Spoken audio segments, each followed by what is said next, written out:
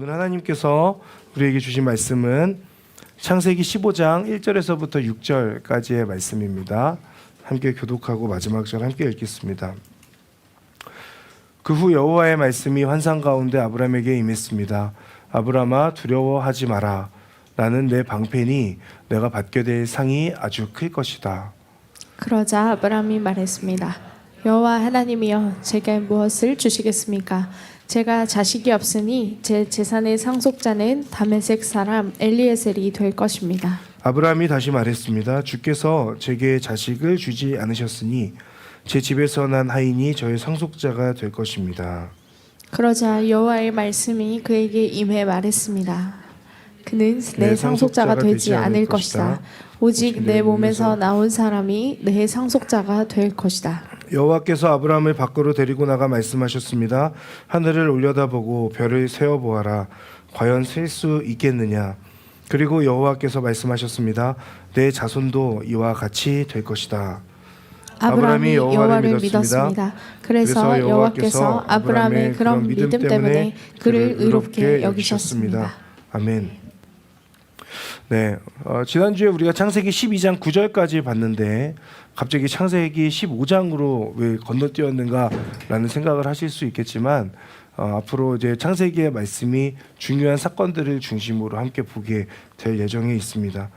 창세기는 하나님에 의해서 창조된 이 세상의 첫 시작을 설명했습니다. 1장에서부터 11장까지 인간의 그 원시 역사에 대해서 기록되었었다면 지난주 11장 말부터 12장으로 나와서부터는 아브라함이라고 하는 한 사람 그리고 그의 후손들을 통해서 이어지는 이스라엘 민족의 역사에 대해서 우리가 함께 보게 됩니다.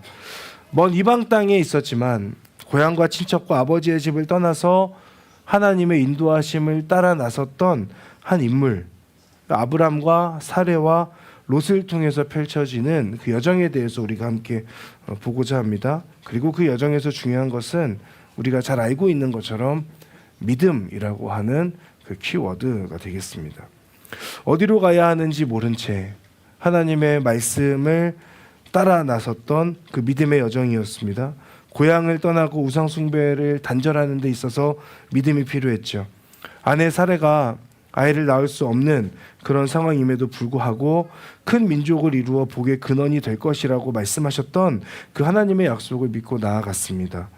약속을 따라 가나안 땅에 도착했는데 그 땅에 원주민들이 이미 살고 있었죠. 그들을 피해서 산에 가서 장막을 치고 그곳에서 제단을 쌓아서 여호와의 이름을 불렀다는 것을 우리가 봤습니다. 그 가운데 아브라함의 간절함 안에서 나오는 그 믿음의 외침, 그것이 우리가 지난주에 우리가 봤던 내용이었죠. 그리고 지난주에 우리가 보지 않았지만 12장 9절에 가서 보면 이렇게 기록되어 있습니다. 아브라함이 계속 이동해서 네겝으로 나아갔다라고 그렇게 기록되어 있거든요. 아마도 가나안 땅의 그 원주민들과 함께 섞여서 사는 것이 어려웠을 수 있죠. 그래서 계속 남쪽으로 가다가 네겝이라고 하는 사막 지역까지 가게 됩니다. 근데 그곳에 가게 되었는데 그 땅에 기근이 찾아왔어요. 그래서 선택하게 된 곳이 더 남쪽으로 내려가서 이집트라고 하는 곳을 선택하게 되죠. 이집트에서는 우리 지금 12장 그리고 13장에 나온 내용들 함께 보는 겁니다. 이집트에서는 아내 사레를 여동생으로 속이고자 계획을 세우죠. 그러면서 아브라함이 사레에게 이렇게 말합니다. 12장 13절인데요. 부탁이요, 당신이 내 여동생이라고 해주시오. 그러면 당신으로 인해 그들이 나를 잘 대접할 것이고 당신 덕에 내가 살게 될 것이요 라고 그렇게 말합니다. 믿음의 조상이라고 하기에는 너무나도 참 볼품없는 것 같은 그런 말.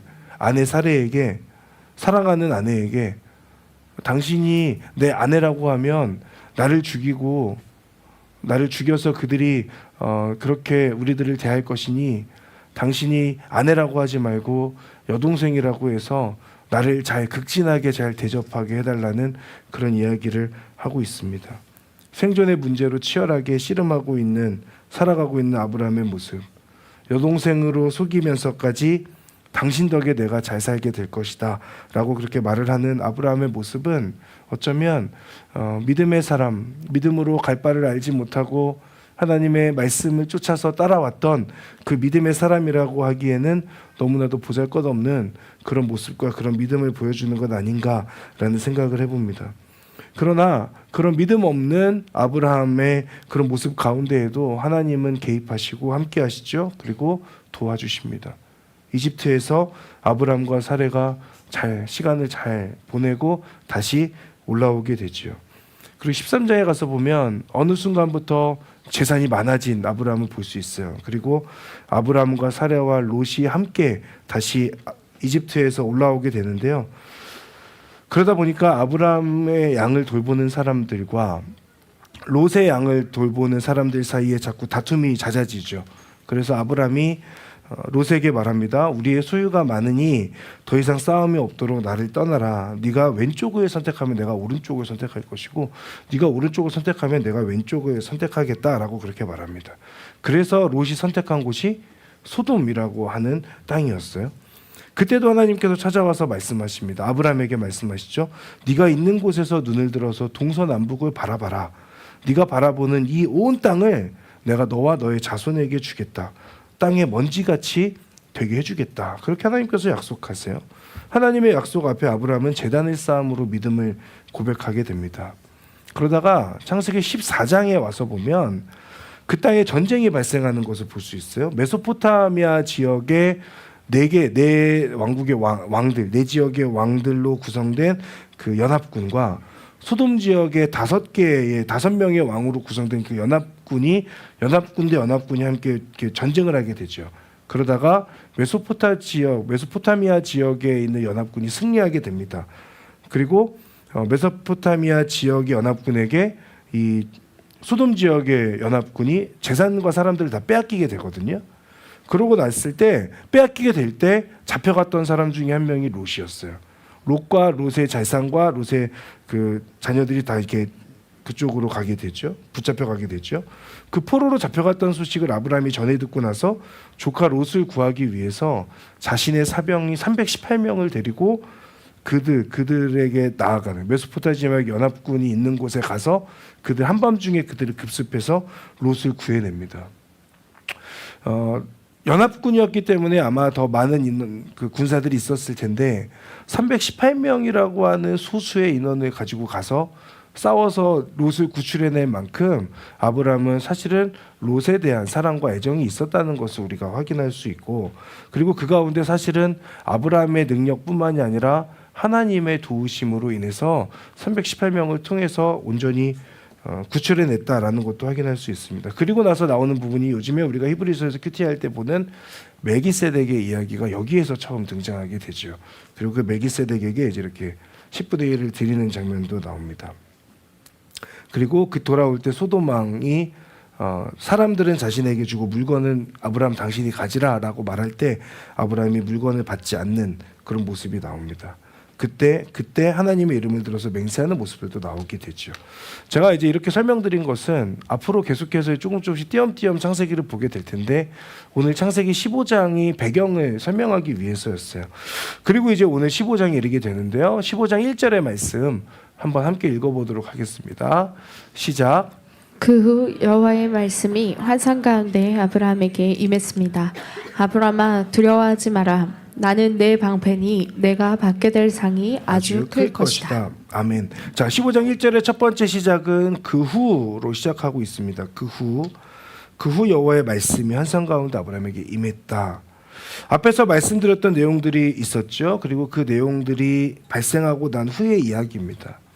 여기에서 그 후라고 하는 그 표현은 하나님의 부르심을 쫓아 나섰던 그 순종의 여정의 시간들, 이집트에 갔다가 그리고 롯과 다시 헤어지고 나서 롯을 구출하러 가거나 했던 그 시간들이 지난 후라고 하는 것이죠. 그리고 특별히 14장에 나오는 것처럼 메소포타미아 연합군을 한밤중에 급습하여서 승리하고 난 직후 그 후라고 볼 수 있습니다. 여러분, 아브라함이 하란에서 하나님의 말씀을 쫓아서 떠났던 때가 나이가 몇 살이었는지 기억하십니까? 75세였죠. 오늘 15장인데 이 15장 이후에 16장에 가서 보면 이제 나중에는 또 사례의 요청대로 그 여종인 하갈을 통해서 이스마엘을 낳게 되잖아요. 그때의 나이가 86세거든요. 그러니까 지금 12장에서부터 15장까지의 사건에는 한 10년 정도의 시간이 흐른 거예요.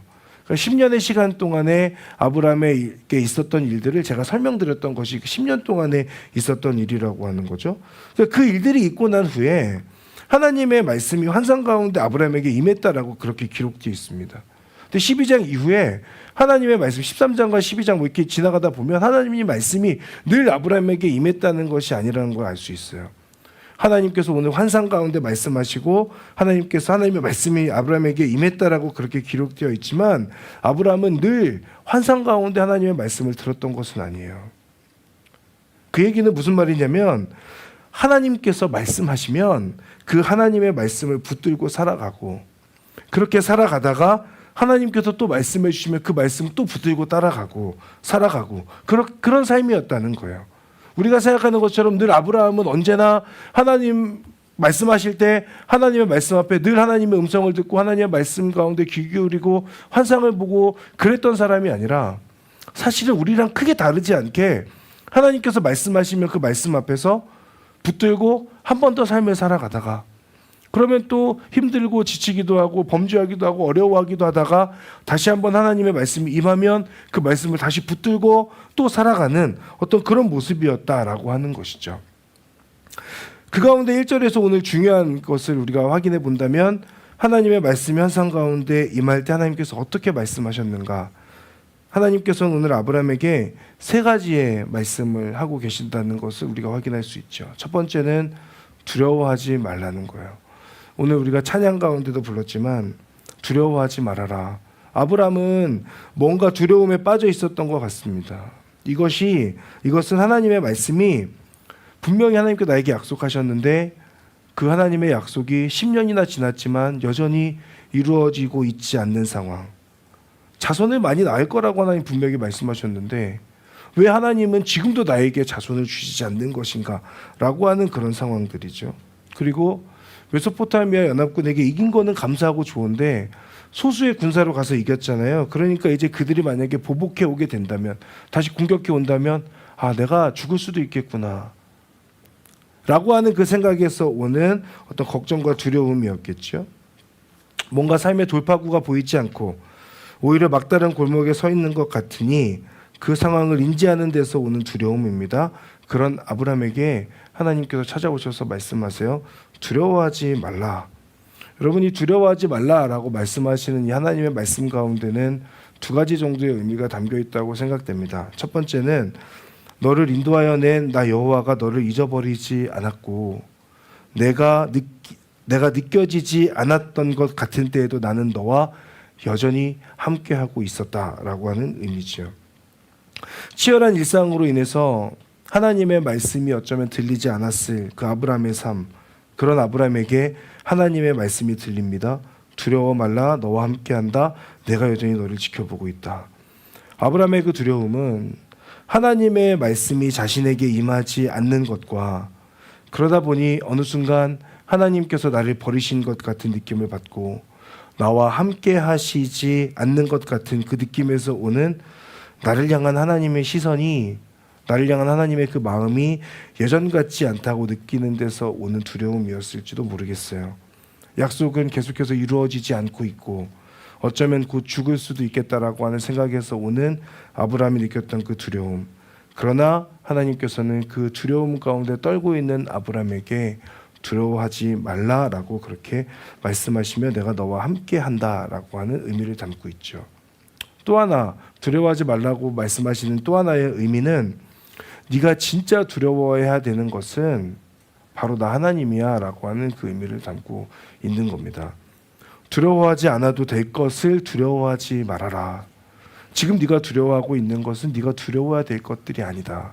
네가 진짜 두려워하고 신경 쓰고 겁내고 경외해야 되는 그 존재 바로 나 여호와 하나님이다 라고 하는 의미인 것이죠. 약속이 이루어지지 않는 것 같지만 그 약속은 반드시 이루어질 것이고 어떤 상황에서도 약속한 것을 이루어가는 신실하고 전능한 존재가 바로 여호와 하나님. 그렇기 때문에 진짜 두려워해야 되는 분이 변함없으신 하나님이었던 것이죠. 세상을 두려워하지 말고 이 세상을 주관하시는 바로 나 여호와 하나님을 두려워하라고 하는 그 말씀입니다. 왜냐하면 아브라함의 삶을 이끌어 가시는 분이 하나님이고 아브라함의 삶에 동행하시고 그 삶을 책임지시는 분이 여호와 하나님이셨기 때문이죠. 그러니 하나님께서 말씀하십니다. 아브라함아, 지금 너의 상황을 두려워하지 말고 나를 믿고 나를 경외하고 나를 두려워해야 한다. 너의 목숨이 너의 삶이 나에게 달려있다. 그런데 내가 너를 포기하지 않을 것이야. 내가 너를 붙들 거고 너와 함께 할 것이다. 내가 너의 방패가 되어줄 것이다. 그 누구도 그 어떤 것도 너를 해치지 못할 것이다 라고 지금 그렇게 하나님께서 말씀하시는 겁니다. 여러분, 이사야 41장 10절의 말씀 우리가 너무나 잘 알고 있는 말씀이죠. 두려워하지 말라, 내가 너와 함께함이라. 놀라지 말라, 나는 내 하나님이 됨이라. 내가 너를 굳세게 하리라. 참으로 너를 도와주리라. 참으로 나의 의로운 오른손으로 너를 붙들리라. 아멘. 우리는 하나님을 믿고 의지하겠다고 하면서도 하나님을 온전히 신뢰하며 살아가는 것이 참 어렵습니다. 하나님의 인도하심, 함께하심, 동행하심이 내 삶에 느껴지지 않기 때문에 그렇죠. 그러나 여러분, 하나님의 존재, 하나님의 인도하심, 함께하신 하나님이라고 하는 것은 나의 상황과 나의 감정에 좌지우지 되는 것이 아닙니다. 하나님은 하나님께서 주신 성경의 그 기록과 성령의 보증함, 성령의 그 보증하심이 하나님께서 나와 함께 하신다는 증거가 되는 것인 줄을 믿습니다. 하나님께서는 말씀 가운데 분명히 우리들에게 말씀하셨습니다. 나의 사람들을 끝까지 사랑하겠다. 세상 끝날까지 너희들과 함께 할 것이다 라고 그렇게 분명히 말씀하셨죠. 우리는 내 상황과 내 환경 가운데에서 하나님을 향한 신뢰를 고백하는 것이 아니라 그것과 상관없이 사실은 그 말씀 가운데 우리에게 주셨던 그 하나님의 약속을 붙들고 살아가는 것, 그 약속을 증거로 삼고 살아가는 것이 믿음인 줄을 믿습니다.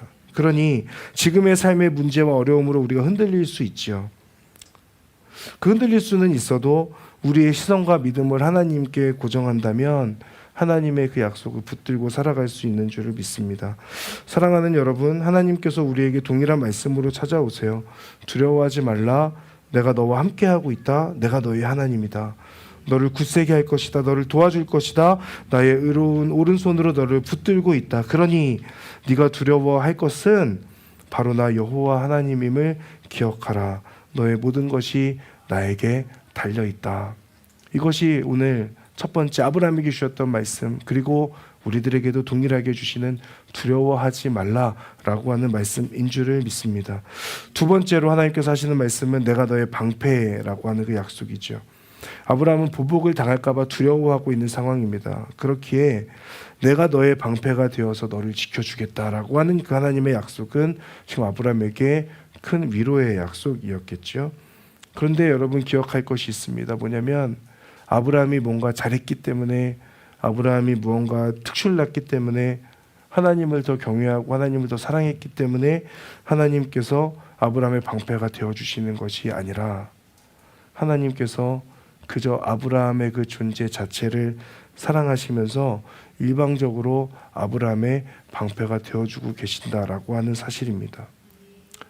아브라함이 무언가를 잘했기 때문에 하나님께서 방패가 되어주신다면 그것은 조건이었겠죠. 하지만 그런 조건을 걸지 않으시고 무조건적으로 하나님께서는 아브라함에게 두려워하지 말라고 말씀하시며 내가 너의 방패가 되어주겠다. 너를 지켜주겠다 말씀하고 계신 겁니다. 아브라함에게 주신 말씀이 아브라함에게만 주신 말씀이 아니라 우리들에게도 동일하게 적용되는 줄을 믿습니다. 하나님은 우리의 방패가 되십니다. 하나님은 여러분의 방패가 되어주십니다. 무언가 잘났기 때문에, 잘했기 때문에 나의 방패가 되어주시는 것이 아니고 나를 사랑하시는 그 사랑 때문에 무조건적으로 나의 방패가 되어주시는 하나님. 우리는 나의 방패가 되어주시는 그 하나님, 그 방패 안에서 살아가는 사람들입니다.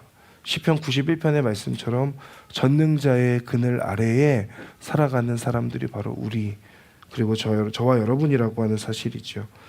나를 위협하는 세상의 권세로부터 나를 보호해 주시는 하나님이십니다. 또한 세상의 죄와 유혹으로부터 나를 보호해 주시는 하나님이신 줄을 믿습니다.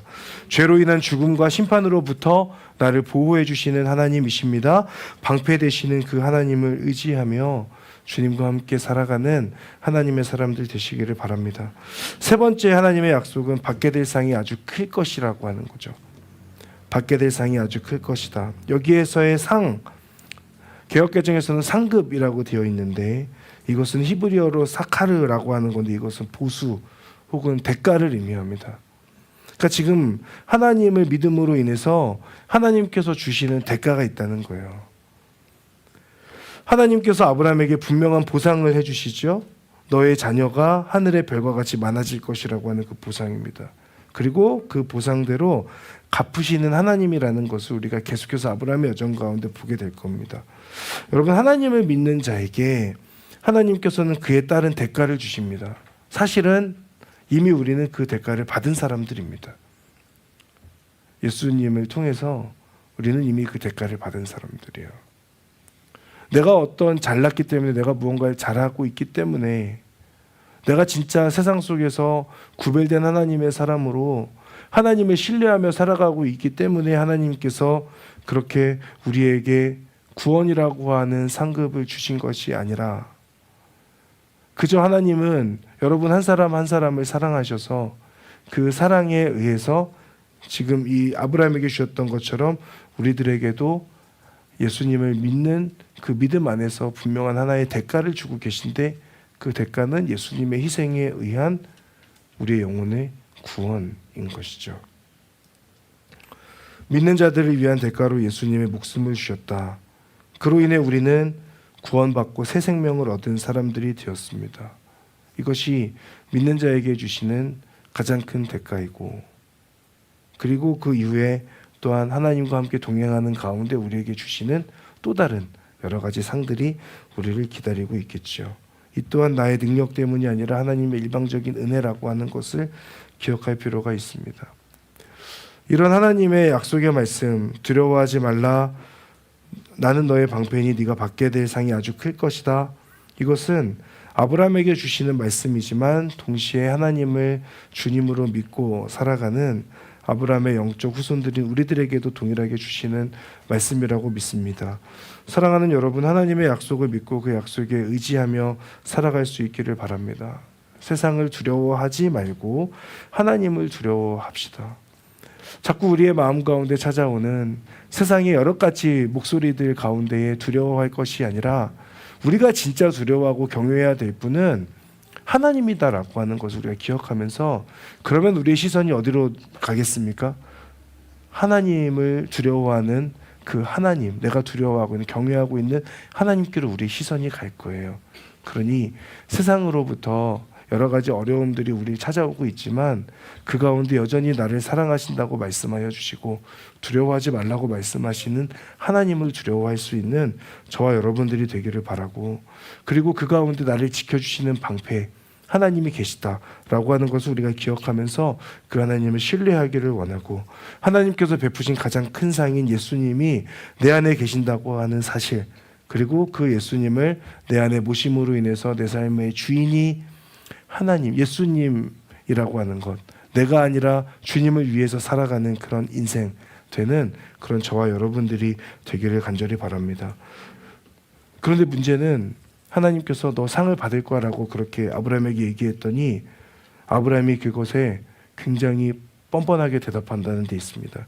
우리 2절과 3절의 말씀 우리 함께 읽어보도록 하겠습니다. 시작. 그러자 아브라함이 말했습니다. 여호와 하나님이여 제게 무엇을 주시겠습니까? 제가 자식이 없으니 제 재산의 상속자는 다메섹 사람 엘리에셀이 될 것입니다. 아브라함이 다시 말했습니다. 주께서 제게 자식을 주지 않으셨으니 제 집에서 난 하인이 저의 상속자가 될 것입니다.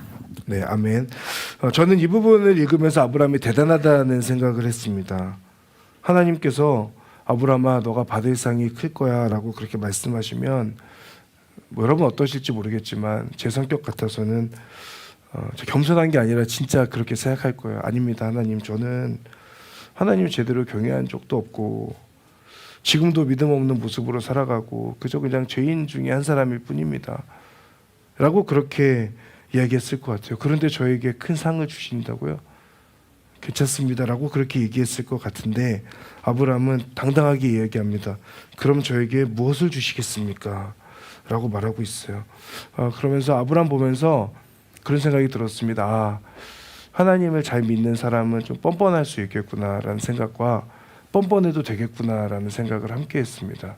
왜냐하면 잘 생각해 보면 아브라함의 뻔뻔한 태도가 어떻게 보면 당연하다는 생각이 들어요. 어차피 처음부터 자신이 무엇인가를 잘해서 복의 근원으로 하나님께서 삼아주신 게 아니잖아요. 어차피 처음부터 그것이 아니었고 그저 하나님께서 은혜를 주셨고 잘 봐주셔서 복의 근원도 되고 큰 상도 받게 됐던 것 아닌가. 그러니 그저 주신 하나님의 은혜를 생각한다면 아브라함의 뻔뻔함이 어쩌면 맞는 것 같기도 합니다. 어차피 죄인으로서 하나님을 의지하며 살아가는 그런 존재니까 어떻게 보면 뻔뻔할 수 있겠다. 그래서 우리가 신앙생활 하면서 저도 그렇고 여러분도 그렇고 너무 우리가 어른인 척 안 해도 되겠다. 저희 딸이 저에게 먹을 뭔가를 사달라고 할 때 얘는 제 지갑을 걱정하지 않고 그냥 아무거나 사달라고 하거든요. 근데 그 모습이 너무 귀엽고 예쁘니까 수중에 돈이 없지만 사주게 돼요. 그런 뻔뻔함이 우리 가운데 조금 있으면 좋겠다. 하나님 앞에 우리가 무언가를 아뢰게 될 때 자꾸 우리가 의식적으로 성숙한 그리스도인이라고 하면은 조금은 하나님 괜찮습니다. 이 정도면 될 것 같습니다. 이렇게 우리가 좀 그렇게 기도할 때가 많이 있거든요. 그런데 하나님 앞에서 예수님 말씀하셨잖아요. 어린아이와 같은 자가 천국에 들어갈 것이라고 말씀하셨는데 저는 그 말이 때로는 어떻게 읽혀지냐면 저런 순수함에서 오는 뻔뻔함의 그런 모습들을 통해서 우리가 구원받은 자로서 하나님과 그렇게 소통할 수 있는 존재구나라는 생각을 하게 됩니다. 오늘 이 아브라함의 모습에서도 보면 참으로 아브라함 진짜 잘한 거 하나도 없는데 그런 사람이 하나님 앞에 그러면 하나님 상 저에게 뭐 주실 거예요? 라고 그렇게 말하고 있는 그 태도를 보면서 우리들에게도 때로는 하나님 앞에 뻔뻔하게 요구하는 것도 때로는 답이 될 수 있겠다라고 하는 그런 생각들을 해보게 됩니다. 그러면서 아브라함이 하나님께 지금 요청하고 있는 것은 자식을 달라는 거죠. 아브라함은요 하나님의 약속을 분명히 기억하고 있습니다. 이 사람 똑똑한 사람이에요. 제가 보니까 굉장히 똑똑합니다. 12장에서 분명히 하나님께서 너로 큰 민족을 이룰 것이라고 말씀하셨잖아요. 그러니까 아브라함은 그 약속을 기억하고 있다가 지금 하나님께서 너 큰 상을 받을 거야 라고 하니까 그럼 저에게 무슨 상 주실 건데요? 그렇게 얘기하면서 지금 이 이야기를 하고 있죠. 제게 자식이 없으니 제 재산의 상속자는 다메섹 사람 엘리에셀이 될 것입니다 라고 얘기해요. 굳이 저에게 자식이 없다라고 하는 그 사실을 지금 하나님께 한 번 더 그렇게 상기시키고 있죠. 어떻게 보면 이 부분을 잘 보면 하나님의 약속, 하나님께서 하셨던 약속을 다시 한번 상기시켜 드리는 것 혹은 하나님께 조금은 따지는 것 같은 그런 느낌도 받는 것이 2절에서도 그렇고 3절에서도 한 번 더 얘기하잖아요. 제가 자식이 없으니 제 재산의 상속자는 다메섹 사람 엘리에셀일 것입니다. 그리고 다시 말해요. 주께서 제게 자식을 주지 않으셨으니 제 집에서 난 하인이 제 상속자가 될 것입니다 라고 그렇게 이야기합니다. 이 말투를 잘 생각해 보면 조금 하나님께 서운한 감정도 있는 것 같죠. 그 약속을 하신 지 벌써 10년이 지났는데 10년의 시간 동안 저는 이렇게 힘들게 살고 있는데 여전히 하나님의 그 약속은 이루어지지 않고 있습니다. 그렇게 이야기하면서 하나님을 향하여서 불신하거나 혹은 하나님께서 하신 약속을 다시 한번 상기시켜 드리거나 아니면 하나님의 약속을 빨리 이행해 달라고 하는 그런 재촉의 말일 수도 있겠죠. 그러면서 동시에 말하는 것이 다메섹 사람 엘리에셀 그 종이 자신의 상속자가 될 것입니다라는 거죠. 그러니 지금 아브라함은 이렇게 말하고 있는 거예요. 하나님, 저에게 무엇을 주실 건데요? 하나님께서 저에게 자식을 주지 않으셨지 않습니까? 약속하신 지 이미 10년이 지났는데 그 약속을 이루어질 가능성이 보이지 않습니다. 저는 점점 나이가 들어가고 저희 아내도 점점 나이가 들어가고 실질적으로 아이를 가질 수 있는 그런 연령대가 아닌 상황에 점점 다다르고 있는데 하나님 언제까지 저 그냥 내버려 두실 겁니까? 그러니 이제 제가 할 수 있는 방법을 좀 찾아볼게요. 제가 보니까 제 종 중에 엘리에셀이라고 하는 저 사람이 있는데 저 사람이 생각보다 괜찮은 사람이거든요. 그러니까 저 사람을 통해서 제 앞으로의 그 상속을 이어가겠습니다. 그렇게 해도 괜찮겠죠? 라고 그렇게 하나님 앞에 지금 이야기하고 있는 거예요. 여러분, 우리가 하나님의 약속이 더뎌질 때에 우리 가운데 나올 수 있는 반응이 사실 아브라함이 지금 엘리에셀을 하나님께 이야기하고 있는 거랑 비슷한 방법이지 않습니까? 하나님의 약속을 기다리면서 하나님께서 언제가 약속을 이루어 주신다라고 하는 그 확신을 가지고 살아가지만 그러나 그 약속이 점점 더디게 나에게 이렇게 이루어지는 것 같고 하나님이 그 약속을 잊으신 것 같을 때에 우리가 내가 할 수 있는 방법으로 하나님보다 앞서서 내가 할 수 있는 방법을 써서 하나님보다 더 앞선 방법으로 사용하는 것을 통해서 내가 일하는 것을 통해서 때로는 그 하나님의 일하심보다 내가 일하는 것이 먼저가 되고 그것을 통해서 하나님의 그 영광을 가리게 되는 그런 경우들이 우리 가운데도 있지 않은가라는 그런 생각들을 해보게 됩니다. 아브라함이 지금 이렇게 이야기하는 상황 가운데에서 하나님께서 어떻게 보면 굉장히 화나실 수도 있고 야, 이 믿음 없는 녀석이라고 막 이야기할 수도 있고 정신 차리라고 말하실 수도 있는데 하나님께서 지금 4절에 보면 이렇게 말씀하시죠. 4절 한번 보겠습니다. 여호와의 말씀이 그에게 임해 말씀하셨습니다. 그는 내 상속자가 되지 않을 것이다. 오직 너의 몸에서 나온 사람이 상속자가 될 것이다. 아브라함아, 너의 마음을 내가 알겠는데 너의 지금 네가 나한테 어떤 말 하는지 알겠어. 근데 그 사람 아니다. 내가 이루고자 하는 것은 너의 생각과는 다를 수 있고 네가 생각하는 속도보다는 느릴 수 있어. 하지만 나는 분명히 약속했다. 너를 통해서 내가 너의 자손들을 이어갈 거다라고 하는 그 하나님의 약속이죠. 너의 조급함을 이해한다. 그러니 나를 믿고 가보지 않겠느냐. 나는 여전히 지금도 너를 향한 계획을 이어가고 있다라고 하는 그 말씀입니다. 그리고 이 말에 대한 확증으로 하나님께서 아브라함을 밖으로 데리고 나가서 말씀하시죠. 5절 말씀 우리 함께 읽겠습니다. 시작. 여호와께서 아브라함을 밖으로 데리고 나가 말씀하셨습니다. 하늘을 올려다보고 별을 세어보아라. 과연 셀 수 있겠느냐? 그리고 여호와께서 말씀하셨습니다. 내 자손도 이와 같이 될 것이다. 아멘. 여러분 밤하늘을 보신 적 있으세요? 그 밤하늘 한국에서는 잘 안 보이는데 어제 그 아마 여기 방송팀 촬영팀 MT 다녀왔는데 그 양평에 가면 거기에서도 아마 밤하늘에 없었어요. 네, 없었군요. 구름 때문입니다. 원래 많아요. 네. 탄자니아에 갔을 때는 탄자니아 아우리치에 갔을 때는 실제 원고에는 탄자니아가 써 있어요. 떠올렸던 이 사실 탄자니아에서 하루의 일과를 마치고 그 기도회를 마치고 나서 숙소로 가기 전에 그 이제 불을 끄고 밤하늘을 봤던 적이 있습니다. 2번 그렇게 봤었는데요. 밤에 그 하늘을 보면 별이 그렇게 많다는 것을 거기 가서 알게 돼요. 한국에서는 잘 몰랐거든요. 여기저기 뭐 이렇게 가려져 있으니까. 근데 그 탄자니아에 갔을 때는 그곳에 있는 밤하늘에 있는 별들이 진짜 너무너무 많아서 은하수도 많고 별똥별도 막 떨어지니까 거기에서 저는 정말로 이 하나님께서 아브라함에게 하셨던 약속을 떠올리게 됐어요. 아, 아브라함에게 이 별을 세볼 수 있겠느냐라고 말씀하셨던 그 하나님의 그 말씀을 한 번 더 상기하게 됐던 그런 적이 있었습니다. 이런 약속을 받은 아브라함 얼마나 감격적이었을까. 그냥 그 밤하늘을 봐도 너무나 감동적인데 하나님께서 그 밤하늘을 보라고 말씀하시면서 내가 너의 자손을 저 하늘의 별만큼 그렇게 내가 이룰 것이다 라고 말씀하실 때 얼마나 큰 감동으로 다가왔을까라는 생각을 해봤습니다. 지금 하나님께서 아브라함에게 말씀하고 계시죠. 하늘을 올려다보고 별을 세어봐라. 셀 수 있니? 네 자손이 이렇게 될 거다. 이 장면은 하나님께서 아브라함에게 처음으로 별을 통해서 약속을 확증해 주시는 장면이에요. 별처럼 너의 자손이 많게 될 것이다. 마치 하나님께서 지금 아브라함을 설득하시는 것 같아요. 하나님께서 너의 자손을 그렇게 많게 해주실 거라고 말만 하니까 아브라함이 못 알아듣잖아요.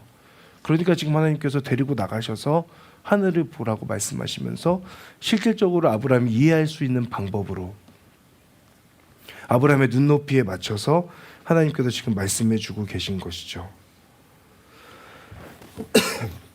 아브라함이 따지고 있을 때, 하나님께 서운함을 이야기하고 있을 때 하나님께서는 아 그래? 그러면 너 됐어. 너 말고 내가 다른 사람 선택할게 라고 하지 않으시고 아브라함에게 찾아오셔가지고 별을 보라고 말씀하시면서 아브라함을 설득하시면서 야 내가 너를 통해서 이렇게 해줄 거야 라고 그 말씀하시는 장면, 저는 아브라함이 너무너무 부러웠어요. 아 하나님 저도 좀 이런 방법으로 설득해 주시면 안 됩니까? 저도 하나님의 약속을 붙잡고 가는 사람인데, 여러분도 그렇지 않습니까? 하나님 약속 붙잡고 가는 사람인데 성경께도 하나님께 죄송하지만 성경 말씀에 문자로만 읽어서는 온전히 다 와닿지 않는 거예요. 그러면 무언가 이해할 수 있는 다른 방법으로 뭔가 좀 이렇게 나를 좀 설득시켜 주시면 안 되나? 라는 생각들을 하게 돼요. 이 부분을 보면서 아브라함이 너무 부럽다. 하나님께서 나를 이렇게 설득해 주시면 나는 바로 설득당할 텐데 왜 하나님은 나에게는 이런 설득 안 해주시나 라는 생각들을 했습니다. 여러분, 하나님께서 여러 가지 것들로 여러분들 설득해 주시는 그 은혜가 임하기를 바랍니다. 그 설득하심에 그냥 못 이기는 척 넘어가든 그냥 넘어가서 하나님께 온전히 설득당하고 다시 한번 믿음의 길을 걸어갈 수 있는 그런 저와 여러분들이 되기를 바랍니다.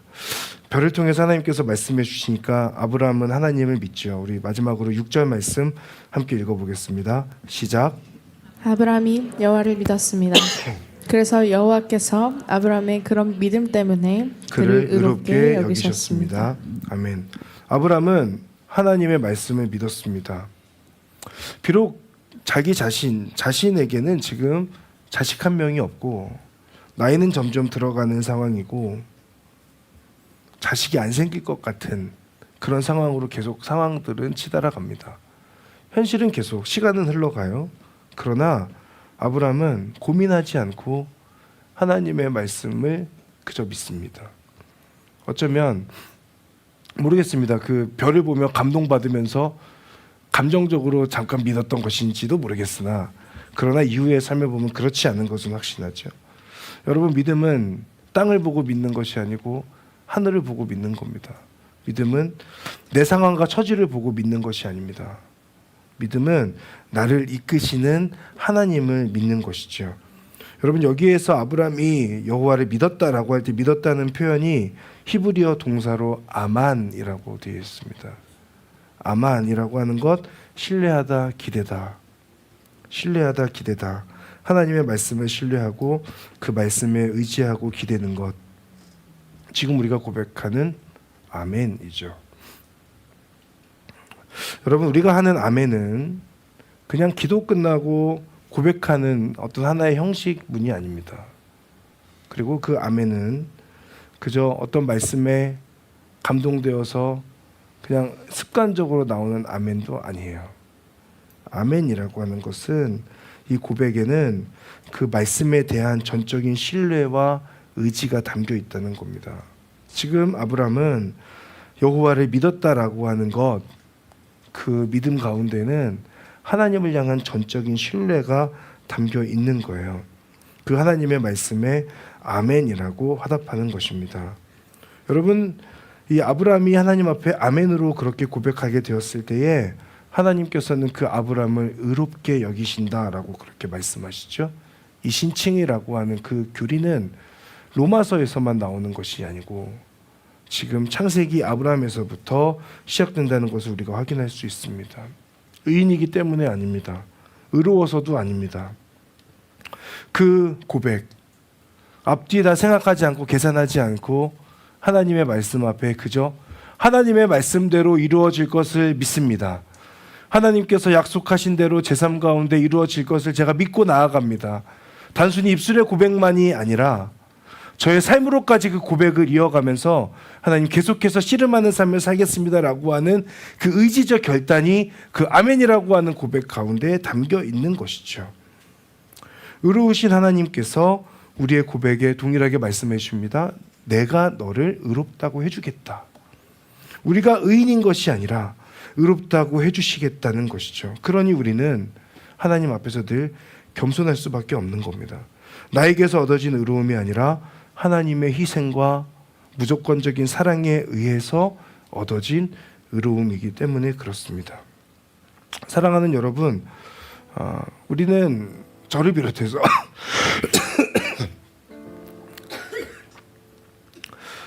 하나님께서 말씀하실 때에 그 말씀의 어떤 증거들을 구할 때가 많습니다. 그리고 그 하나님의 말씀 앞에서 자꾸 계산기를 두드리게 되는 경우들이 많이 있습니다. 그렇지 않습니까? 그러나 오늘 하나님께서는 아브라함을 통해서 우리에게 분명하게 말씀하시는 거예요. 아멘이라고 고백하는 자에게 생각하거나 고민하거나 앞뒤 재거나 하지 않고 아멘이라고 고백하는 자에게 하나님께서는 내가 너를 의롭다라고 그렇게 말해주겠다라고 지금 약속하고 계십니다. 하나님은 지금도 우리에게 우리의 입술로서 우리의 마음으로서 아멘의 고백을 끌어내시기 위해서 우리의 눈높이에 맞춘 다양한 것들로 사실은 우리를 설득하고 계실지 몰라요. 아브라함을 밤하늘을 통해 설득하셨던 것처럼 어쩌면 우리가 다 인식하지 못하고 있는 상황 가운데에서 하나님은 우리들을 향하여서 계속해서 설득의 과정들을 겪고 계신지 모르겠습니다. 저는 오늘 말씀 준비하면서 하나님 앞에 기도하기를 하나님께서 우리 지체들을 저를 설득해 주시고 하나님의 그 설득하심을 알아챌 수 있고 깨달을 수 있는 그런 은혜를 주십시오라고 그렇게 하나님 앞에 기도하게 됐어요. 그리고 하나님께서 말씀하실 때 그 말씀 앞에 고민하지 않고 아멘으로 화답하고 고백할 수 있는 그런 믿음이 우리 가운데 있도록 하나님 인도하여 주십시오. 그렇게 하나님 앞에 나아갈 수 있기를 바랍니다. 두려워하지 말고 너를 지켜주고 있는 나를 믿고 신뢰해라. 내가 너에게 줄 상을 기대하고 받아라. 내가 너에게 준 그 말씀에 의지하여 나를 붙들고 살아가라. 하나님의 말씀 앞에서 아멘으로 고백할 수 있는 저희들이 되기를 바라고 그 아멘의 고백 위에 하나님께서 놀라운 은혜와 역사로 우리들의 삶을 채워가 주실 줄을 믿습니다. 우리 마지막으로 6절의 고백에 나의 이름을 한번 넣어서 얘기해보면 어떨까 싶습니다. 너무 신경문의 하면 너무 정이 없죠. 여러분도 여러분의 이름을 담아서 저는 경훈이가 라고 하겠습니다. 여러분도 여러분의 이름을 담아서 한번 이것을 한번 읽어보면 좋겠습니다. 함께 읽겠습니다. 경훈이가 여호와를 믿었습니다. 그래서 여호와께서 경훈이의 그런 믿음 때문에 그를 의롭게 여기셨습니다. 아멘. 사랑하는 여러분, 하나님 믿고 하나님 붙들고 그 믿음으로 씨름하는 저희들이 되기를 바라고 우리의 삶에 여러 고민들이 있지만 그 고민들 위에 아멘의 고백을 덮어서 하나님께 온전히 올려드릴 수 있는 그런 저와 여러분들이 되기를 간절히 바랍니다. 우리 시간 함께 찬양하면 좋겠는데요. 하나님의 열심이라고 하는 찬양으로 우리의 믿음을 한번 같이 고백하겠습니다.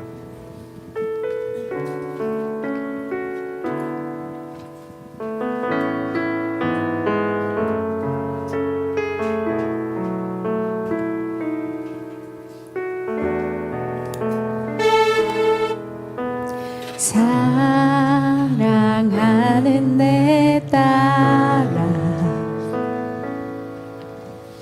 너의 자금도 내게 귀하다. 걸어가는 모든 시간이 내게 힘이라.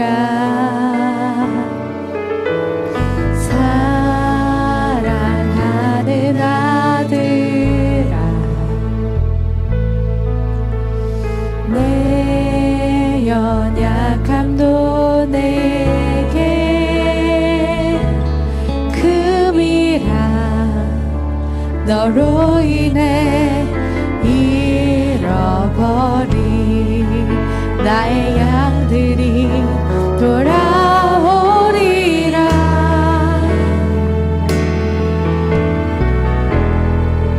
조금 느린 듯해도 기다려주겠니? 조금 더딘 듯해도 믿어줄 수 있니?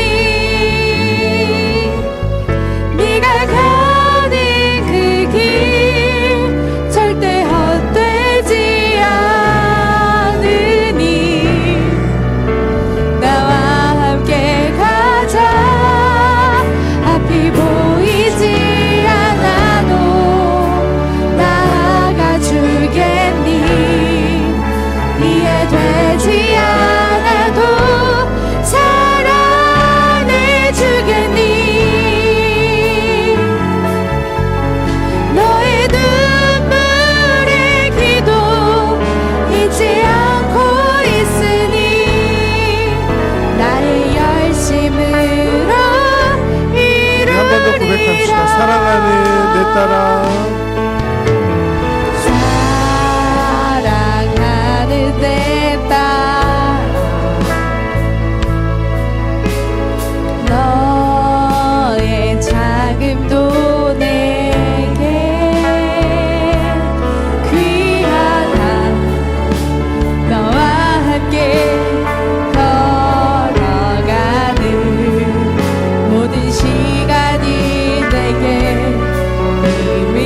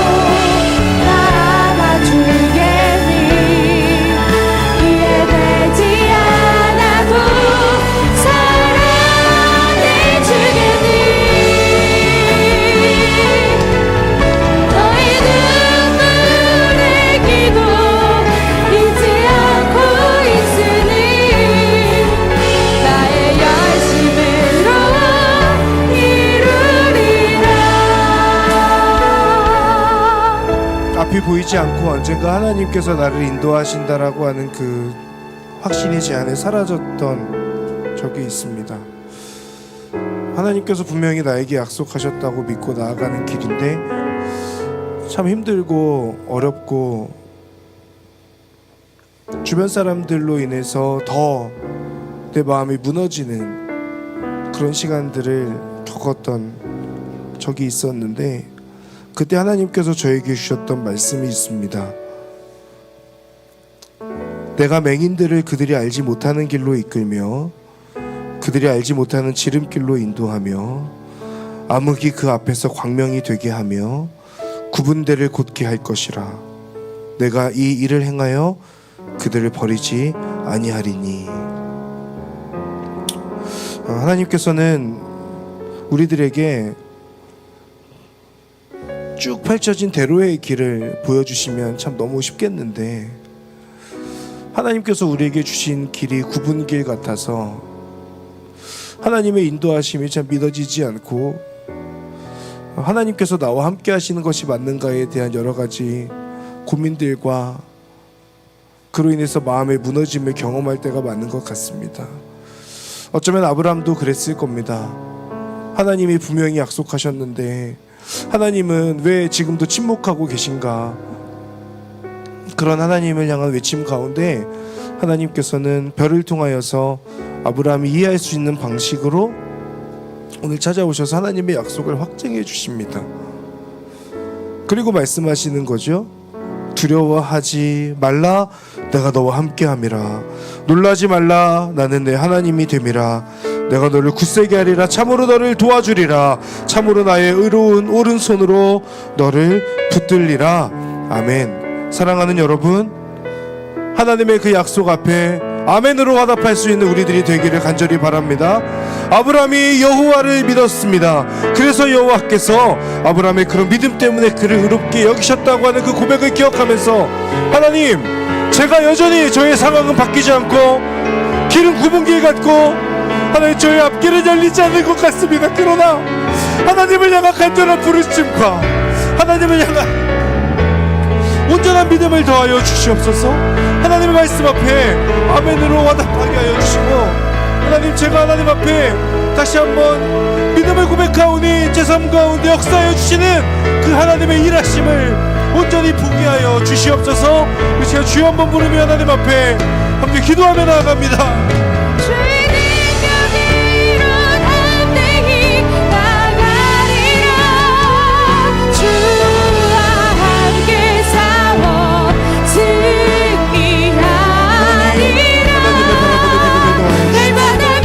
아버지를 바라보는 믿음을 살아가리. 나는 믿네. 주의 능력으로 내 삶 새롭게 되리. 나는 믿네. 주의 능력으로 인도하시고 함께하여 주시옵소서. 하나님의 은혜를 갈망하는 자들과 하나님 안에 바라보는 자들과 하나님의 약속은 변함이 없고 하나님은 언제나 동일하고 신실하신 하나님으로서 우리들의 역사하여 주십니다. 하나님, 어쩌면 하나님은 지금도 우리를 향하여서 여러 가지 모양으로 하나님의 그 약속을 설득하고 계신지 모르겠습니다. 그러나 하나님을 바라보는 믿음이 내 안에 있게 하여 주시옵소서.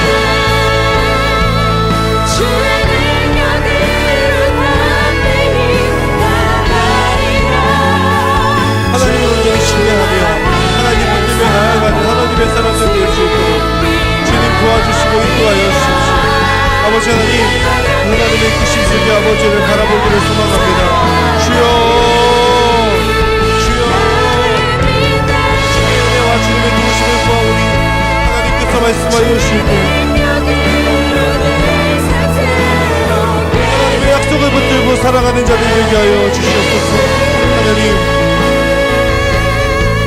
하나님의 은혜를 갈망하고 하나님을 붙들며 두려워하지 말고 너를 지켜주는 나를 하나님의 그 약속 가운데 아멘으로 고백하며 화답하는 하나님의 사람들이 되도록 주님 역사하시고 함께하여 주시옵소서. 이 시간에 한 번 더 하나님 앞에 기도하면 좋겠는데요, 아브라함이 하나님 앞에 뻔뻔함으로 나아갔던 것을 우리가 기억해 봅시다. 우리가 하나님 앞에 어른인 척할 필요 없고, 성장하고 성숙한 사람인 척할 필요 없고, 그저 우리가 하나님 앞에 내가 소원하고 있는 것들을 하나님 앞에 솔직하게 올려드릴 수 있으면 좋겠습니다. 우리의 그 뻔뻔함 앞에 하나님께서는 그럼 내가 너의 그 말을 듣지 않을 거다라고 하지 않으시고 오히려 더 귀 기울여 주실 줄 믿어요. 여러분, 우리가 이 시간 그 믿음으로 여러분 마음 가운데 있는 간절히 원하고 있는 것들, 하나님, 제 힘으로 해결될 수 없고 제가 할 수 없고 인간의 능력을 벗어난 것 같고 제가 컨트롤할 수 없는 그것을 하나님께 올려드립니다. 하나님, 저의 마음을 헤아려 주십시오. 저의 그 뻔뻔한 것 같은 하나님을 향한 간구하심 가운데 하나님, 감히 말씀드리니 응답해 주십시오. 하나님, 도와주십시오.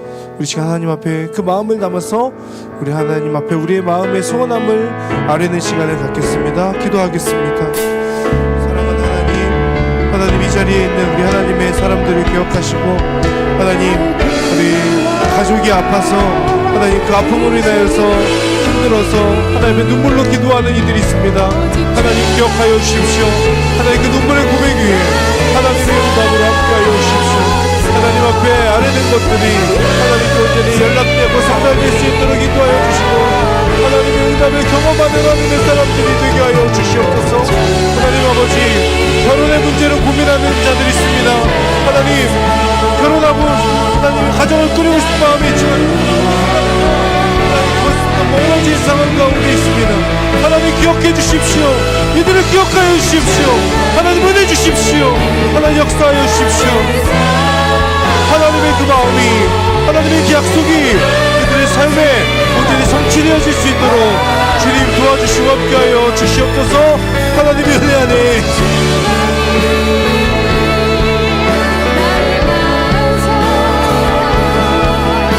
바라보는 주님 역사하시고, 하나님의 이끄심 따라 아버지를 바라보는 믿음으로 나아가게 하여 주시옵소서. 하나님을 붙드는 믿음이 우리 가운데 있기를 소망합니다. 주님 도와주십시오. 주님 역사하여 주십시오. 아버지 응답하여 주십시오. 아버지 응답하여 주십시오.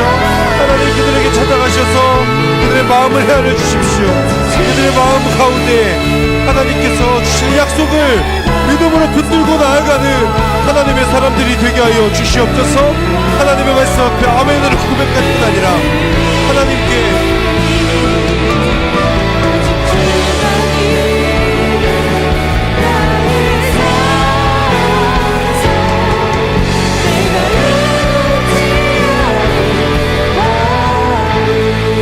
우리 마지막으로 공동체에 의해 중보합니다. 하나님, 오늘부터 이제 수련회가 본격적으로 진행이 되는데, 하나님 매년 있는 그런 반복되는 수련회가 아니라 이번 수련회 진정으로 하나님 앞에 우리의 믿음을 드리고 놀라운 하나님의 그 역사와 하나님의 사랑에 경험되어지는 우리 갈렙 공동체의 수련회 되도록 은혜 베풀어 주시옵소서.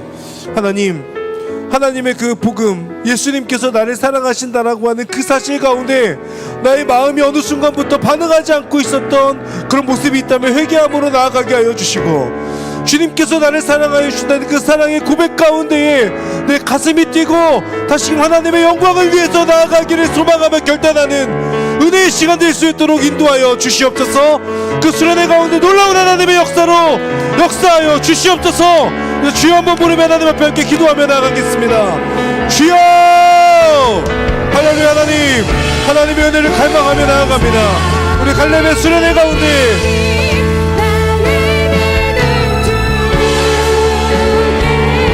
하나님의 이끄심과 하나님의 역사가 그들의 기도 제목들이 온전히 응답받는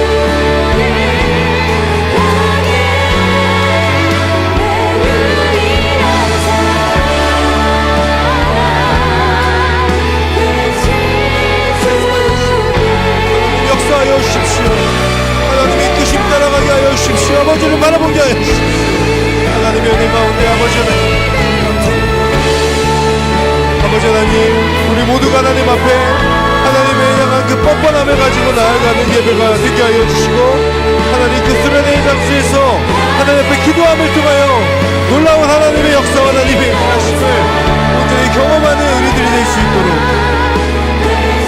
주님 붙들어 주시고 함께하여 주시옵소서.